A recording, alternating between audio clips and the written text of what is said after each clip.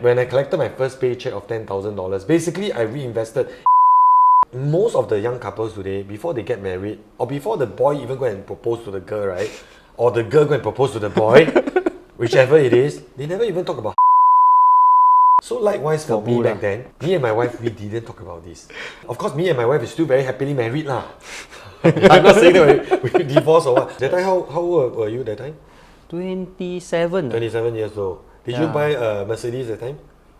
I didn't. You didn't. I drive a Mitsubishi Attrage that time.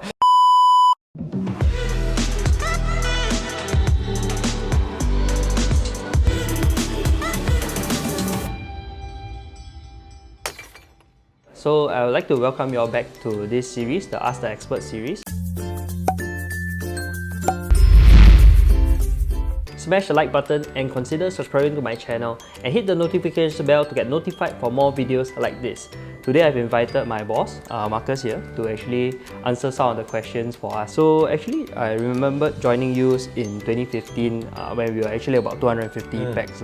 So right now the team actually grew to 1,700 people, because the thing is that I think many of the viewers, whether they are looking into property related or not, they may be a startup business or entrepreneurs looking to build their business in a very strong way. Maybe we can also learn a bit more from your journey onto your own team building journey or even business building journey. Long story short, I came into the business without knowing much about the business. Basically, it was like someone recommended me as a part-time or what we call a side hustle, just to earn extra income to supplement my petrol and my daily expenses. So I chanced upon someone that recommended me to my previous manager, and when I joined the industry, I had nothing in mind. I never imagined that I will be like somebody in this career, or I will be like doing this full-time or whatever. And whatever people tell me, I try to be gullible and I try to believe. And whichever things that appears like, I can try it and I can do it, I will go and do it. But of course, being self-employed, the challenge of trying new things is whatever things you want to try, right? There's always a cost involved. There's always resources that you need to put in. There's always sacrifices that you need to put in. And that is a dilemma for most people that eventually sets apart whether you do get it done or you don't get it done. So for me, I'm the kind that whichever ideas that I see that somebody else is doing, as long as I think I can do it, right, and I have the time to go and try, I'll just go for it. So always be daring to try and never be afraid of making mistakes. This is the mindset that I've been applying and how I run my business, to always keep on trying new things. So maybe you can share a bit with us about your initial struggles that you faced also, because I think the whole team building journey or even building this Marcus Law division wasn't that easy as well. Maybe you can share with the audience and it could relate to entrepreneurs as well. I think the main struggle that most people will definitely have is always on your finances. Especially when you are building a business. The dilemma is always when you make $1 million, or I wouldn't even say $1 million, if you make $100,000, what should we be spending on next? If you are a young entrepreneur, it's very common that due to Facebook, Instagram, TikTok, whatever, we are all being sucked into the ecosystem where we think everybody is spending like mad. We are always going for the baller lifestyle. And we are like super impressed by all these things, and we think like everybody is living that kind of life. And when we make our first pot of gold, it's always a struggle between reinvesting the money back into your business or spending the money to make yourself happy, to give you small little rewards to give yourself more push to do better. For me, especially when I started this business, I was only like 25 years old. So the thought of wanting to actually impress the people around me was very, very strong, because I grew up in a slightly below average family. So when I make some money, I always want to go and impress people. I want to do this, I want to do that. But as I grow older, and I learn this as I grow older, I realized that, hey, actually reinvesting the money back into a business goes a much longer way. And it didn't took me very long to learn that.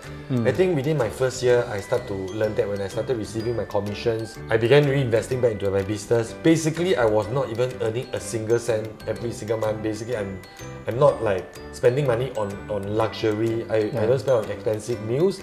I don't buy expensive clothes. What I did was I reinvest most of my money back. So for example, when I collected my first paycheck of $10,000, basically I reinvested $8,000 back. I only spent $2,000. I only kept $2,000 for my own most basic expenses, but I spent $8,000 back. So that was a dilemma. So sometimes at night I will ask myself, hey, why am I doing this? right? I'm making money by not enjoying the money. But this is always something that I keep on reminding myself. Will this $8,000 that I spend back into the business make me richer? By buying those clothes or going for that holiday, that vacation, will it make me richer? Even if it's 100,000, will that $100,000 I keep in my bank make me rich? I would say it wouldn't, most likely wouldn't. So what we do is that we either really pump the money back in and we see $1 million. If not, we will not want to actually waste the money on all the unnecessary things. That's how I think a business is being built. After I learned this, after I knew this fact like 3 years ago, it reinforced my belief that we should always be reinvesting back into the business. We should be creating more jobs. You should be hiring more people. That $3,000 a month that you can spend on the installment for the car, why not you create a job, you hire someone so that you can actually impact more life. Yeah, you can delegate some of the things. For example, if you're just doing some paperwork, you don't really need to be the one doing. Like if today you are making like 10,000 a month and you're working like 10 hours a day and you are like working 5 days a week, so in total you are working 50 hours a week, and if you multiply by 4, it will be 200 hours a month. Yeah. So if you're making 10,000 a month, so if you divide it by 200 hours, you are technically making $50 per hour, correct? So if $50 an hour, if let's say you are doing a flyer, I've done this in some of my blogs before, and the person asks you, do you want us to deliver it to you, or do you want it to be, you want to go and self-collect? So you ask the person, how much is the delivery? And they say it's $30. And for you to travel from like maybe Choa Chu Kang to Toa Payoh, park your car and which whatnot, and drive back, your petrol is maybe $15 plus your parking charges. Correct. And your total, your amount of your time you spend is worth $35. So if the delivery is $20, right, does it make sense to you to just pay the $20 and take the delivery? Makes a lot of sense. So I think today is really about thinking like a business.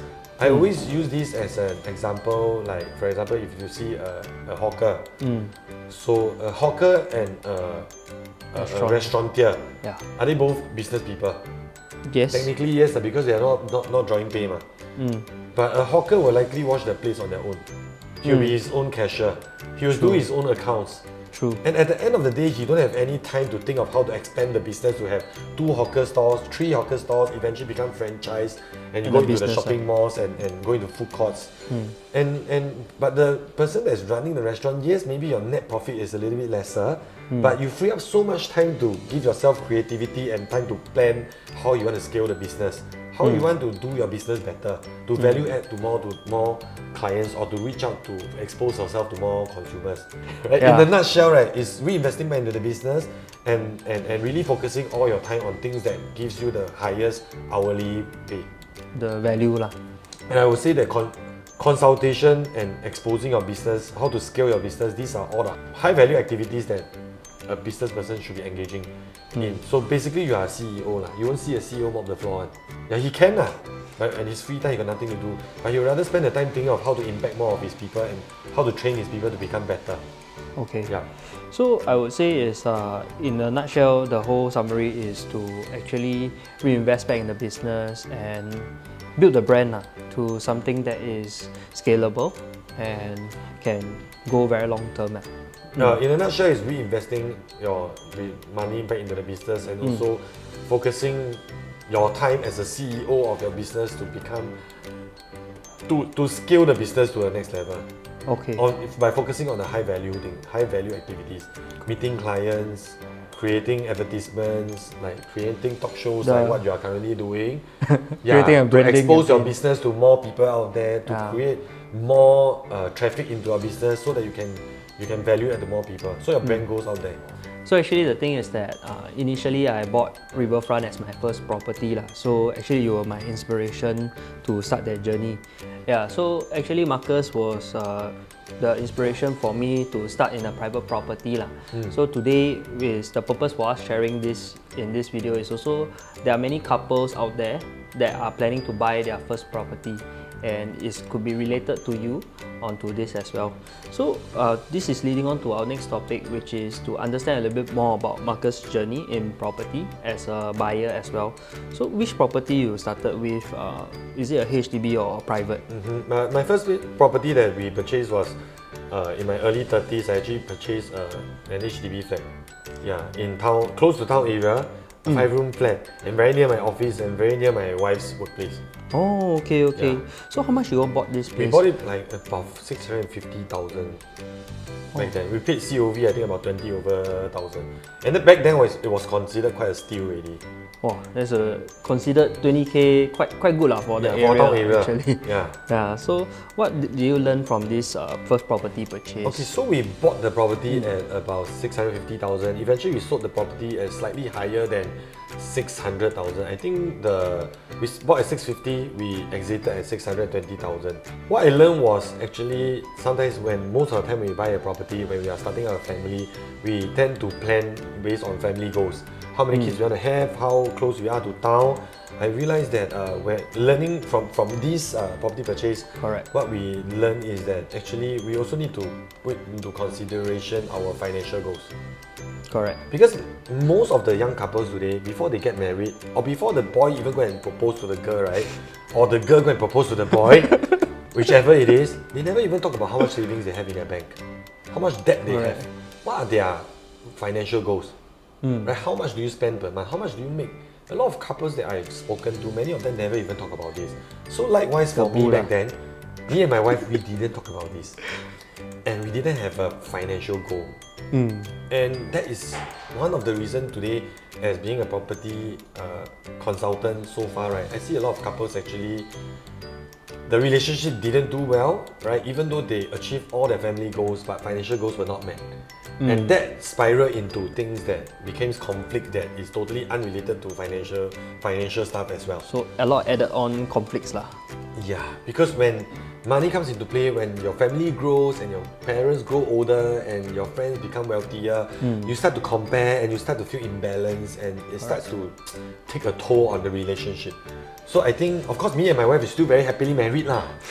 I'm not saying that we divorced or what, but yeah, I think that is something that I learned, and that was something that wasn't in our consideration. And yeah, technically some people will say that we sold at a loss, but I mean, if I spend 30,000 and then stay there for 3.5 years, for a 3 years, very cheap rental. yeah, You think about accommodation perspective, right?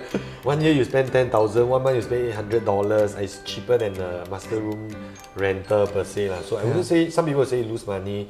I don't think it's we lose, because sometimes when we think we lose money, we tend to be stuck and the ego takes over and we are not willing to move forward to anything. So I didn't think we lost any money, and but yeah, I think financial goals is something that we didn't talk about, and that was what I learned, and that is the advice that I give to most of my clients who are belonging to the Gen Z and the millennial, So millennials. the younger couples, The younger when they are couples. starting lah. Yeah. So I think that one is actually very important because previously when I started my journey, me and my wife actually did speak to Marcus a bit to actually think about which property should we buy. So I'm actually very thankful that through his inspiration, we actually bought Riverfront Residences. That time, how old were you that time? 27. 27 years old. Did you buy a Mercedes that time? I didn't. You didn't? I drive a Mitsubishi Attrage that time. So the car also not so good, but the property I bought something that's a private property lah. Yeah. So I think this is something that I personally learned from Marcus as well. And in a way, it's also about planning forward lah from this whole journey that I think is very important. Yeah, actually what was the advice that Marcus handed to me and shared with me and my wife was that because we were thinking like, should we buy a place that we really love, like in a very good location, which is a HDB lah.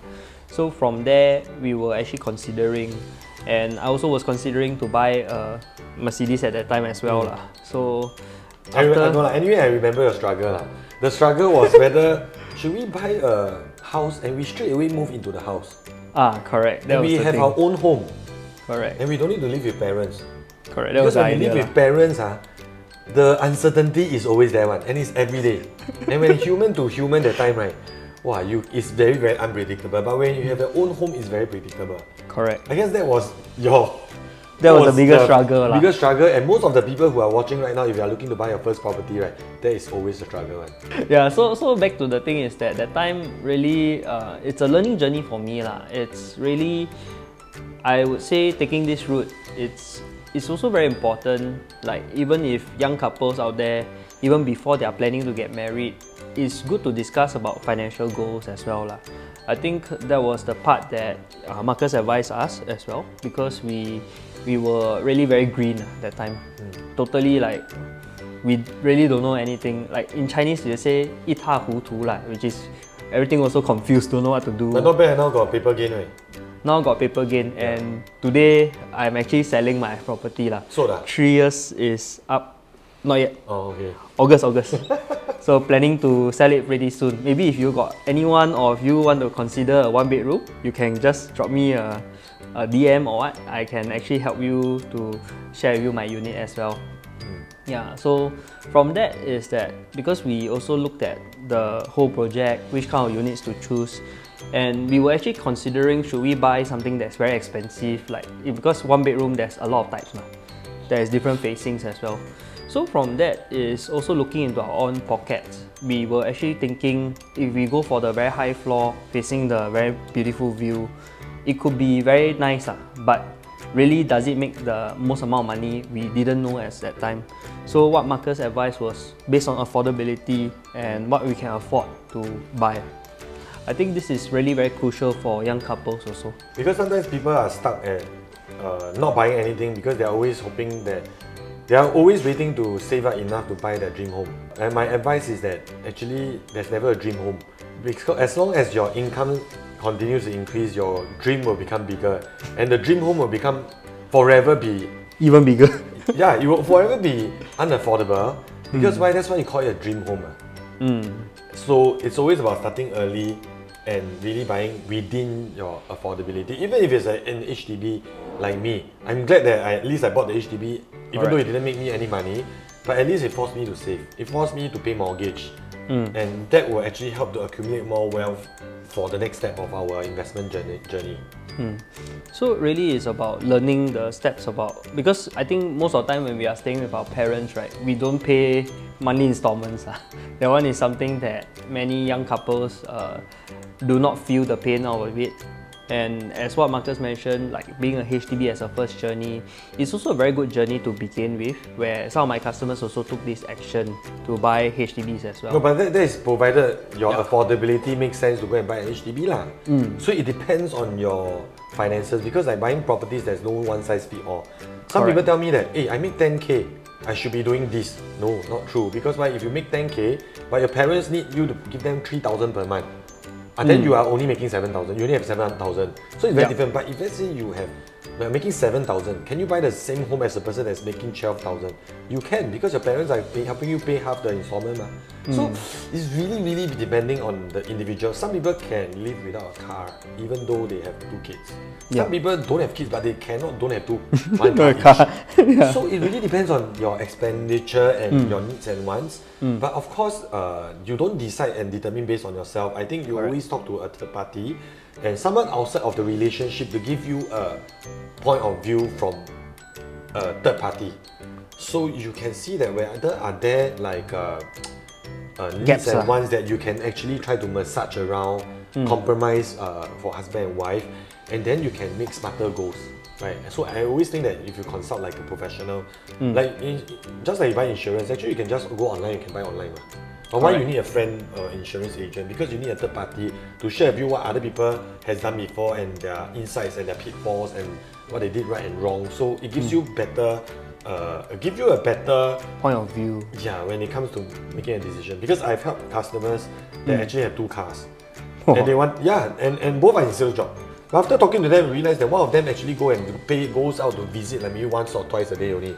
So actually this person can take a Grab. Yeah. And you're saving on the installments, the whatnot, and I calculated they're saving about $800 a month. And that $800 a month constitute to the installment of a property that is like $300 to $400, $300,000. $800 is about $200,000 to $300,000 more. So it gave them a buffer to afford a slightly better asset rather than spending that $800 per month on their car. So yeah, then people will say that your property, you keep asking people to buy higher. No, because if you buy 250,000 higher, when the market goes up by 10%, you make a profit of 25,000 more than if you're buying a $1 million property. Quite true. So speak to an agent I think that's very, very important. Or you can call Render. He can give you a very, very good Analysis, because he's walking the talk on his own as well. Alright, we've come to the end of today's video. If you learned something today, smash the like button and consider subscribing to my channel and hit the notification bell to get notified for more videos like this. I'd like to thank Marcus for taking his time off today to actually share with us about his journey. And I look forward to see you all in my next video.